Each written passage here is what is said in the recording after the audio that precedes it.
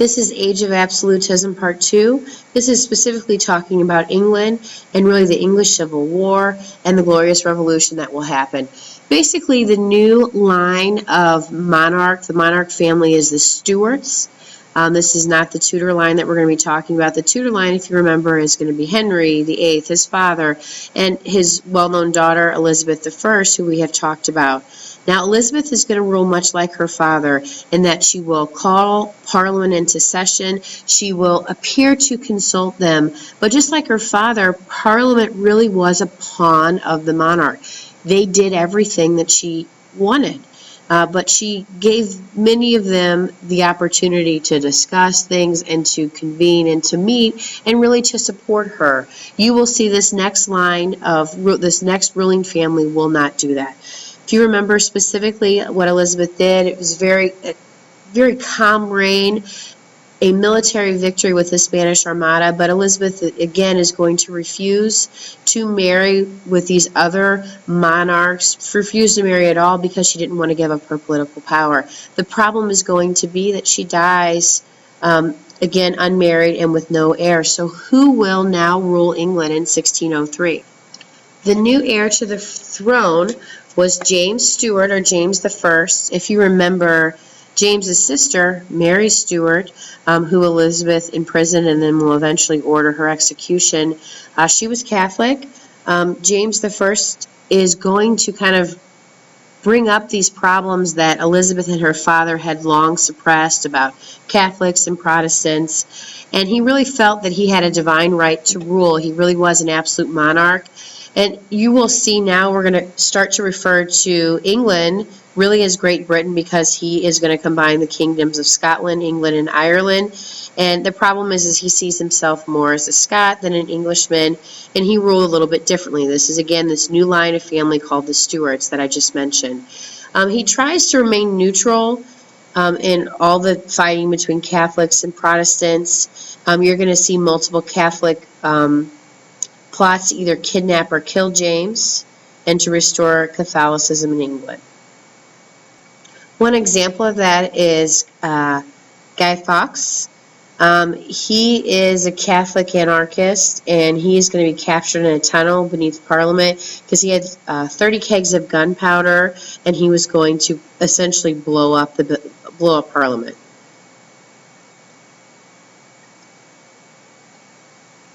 You will again have a new group rising up. It's a Protestant sect, and it is Puritan, so make sure you know and understand what that is. They really wanted to purify the Anglican Church. Specifically, they thought that there was a need for simpler services. There was too much pomp and ceremony in the Church of England, and they also wanted a democratic control over bishops. And you will see that this group will very soon rule England.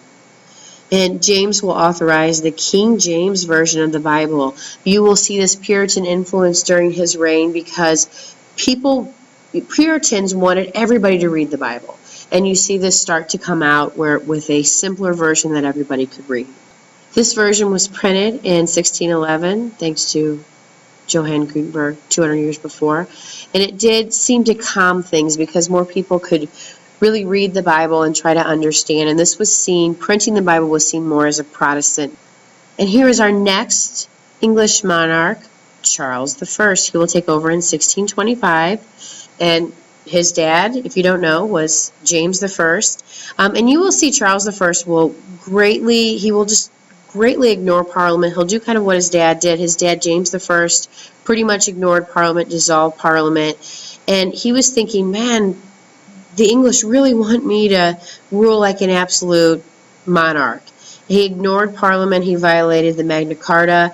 Basically, habeas corpus is suspended, which means that people are put in prison really without knowing why they're in prison, just put in prison indefinitely, taxed the nobles, and then he also married Princess Henrietta. As you see there, she is Catholic, which really upset a lot of the Protestants in England.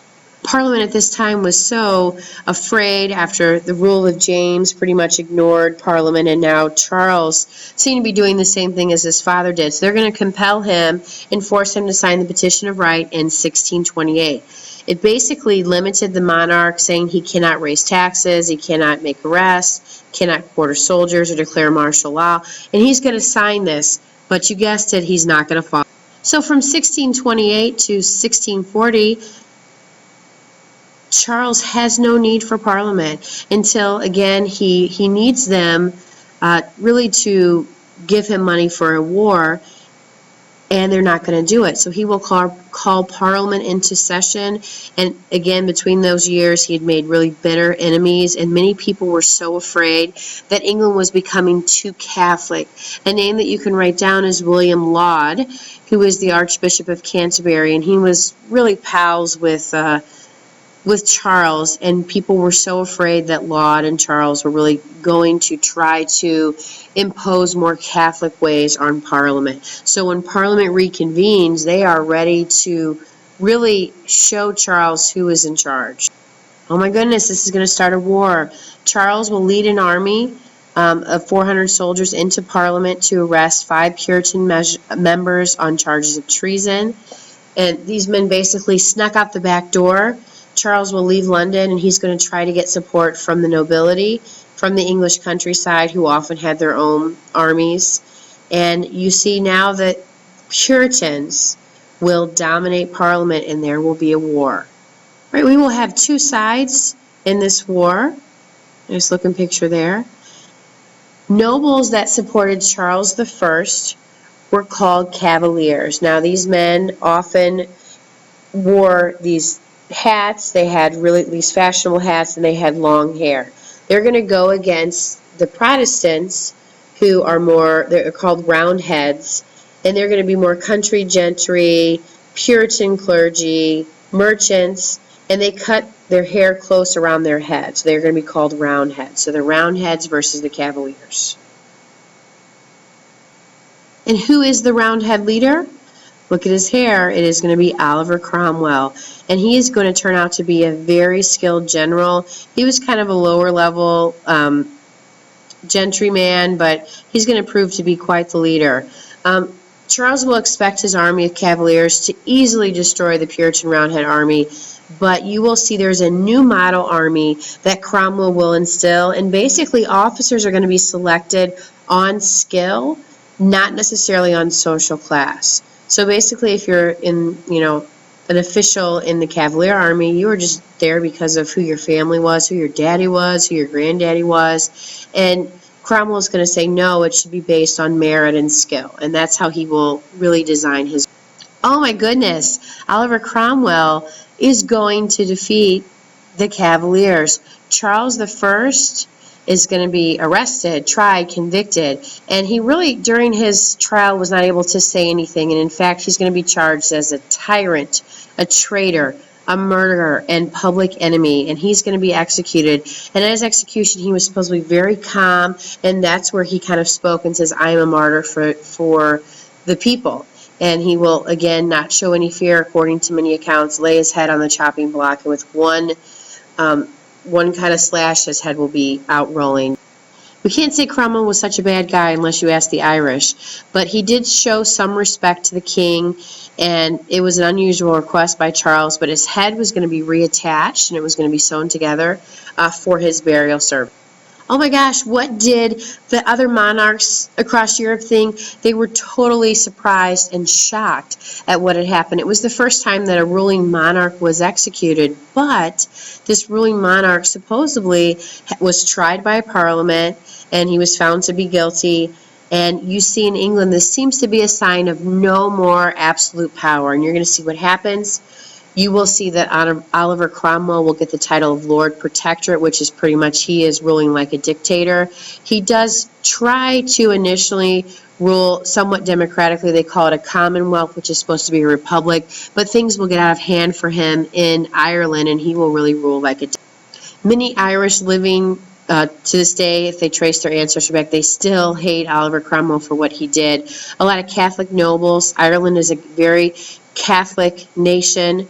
They will try to escape Cromwell's army, and then Cromwell will invade Ireland, and he is very strong and very hard on the Catholics there. He basically banished them to the worst possible land in Western Ireland, and if a Catholic was seen out in public, they were supposed to immediately be shot on sight, and you will see this will divide Ireland for many years to come.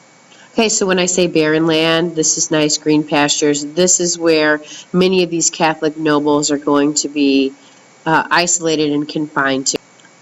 So Oliver Cromwell, he is a Puritan, and you see about a decade of rule. Basically, on Sunday, you really couldn't do anything. You couldn't work. You couldn't go to a tavern and have a drink. That was reserved really for church. It was a religious day. There was no dancing, no drinking. All the theaters were closed. No gambling. And so you will see that it's going to be a good time for Puritans and to some extent Protestants, but Catholics really could not practice openly. You will see that many people are going to get tired of this, and they will welcome and ask a new monarch to come back after Cromwell dies. So when Cromwell dies in 1658, they are wanting a change in England. And it really is, they're going to revert back to a monarch and really to somewhat an absolute monarch. And they wanted to return to a moderate government, and a new parliament met and voted to restore the monarchy. So now we have the Stuarts back, Charles II. And he was the uncrowned heir, and he was basically living in Ireland and then sometimes in Scotland. Parliament was getting really, really worried at this time because Cromwell's rule did unleash some powers they were not willing or not ready to give. For example, you had a group of people called the Levelers, and they wanted poor men to actually have property rights, and some were even talking about women. So you see Parliament, many members of Parliament are part of the gentry, they're wealthy. They wanted really to preserve their rights and a return to what they called normalcy. So we've got now Charles II. He's going to reopen theaters and taverns. He will reopen the Church of England, but he does encourage toleration of other Protestant sects.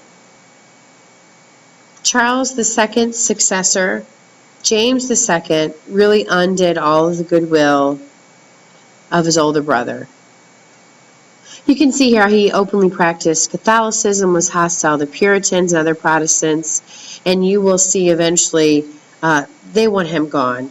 They will invite his Protestant daughter, Mary, and her Dutch husband, William of Orange, to be co-rulers of England. But before they put them in power, Parliament made sure they had their rights put down on paper, and it became the law of the land. Here you see this wonderful coin commemorating the Bill of Rights that will come out really of this glorious revolution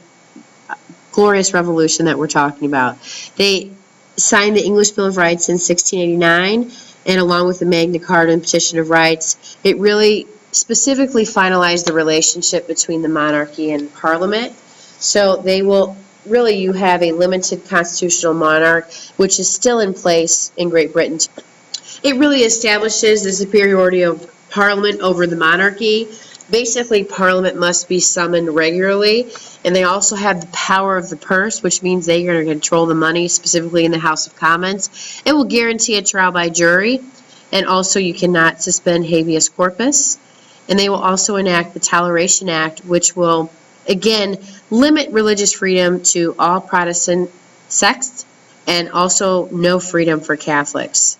If you are like Puritan or Presbyterian, you can't hold public office, but you still have the right to worship.